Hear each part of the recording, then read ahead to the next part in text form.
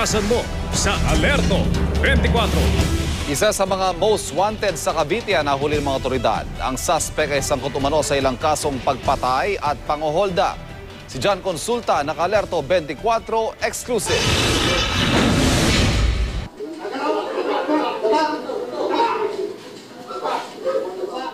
Puwersahang pinasok ng mga tauhan ng Cavite Police Intel at SWAT ang bahay na ito sa Silang Cavite.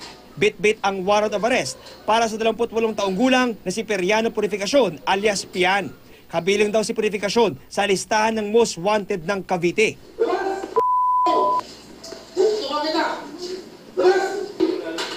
Huli si Purificacion. Nakuha ng mga operatiba sa kanya ang isang Viper caliber Super 38 pistol, magazine at mga bala. Wanted si Purificacion dahil sa umunoy pang-hold up at pagpatay sa kahera ng kumpanyang kanyang pinagtatrabuhan bilang security guard.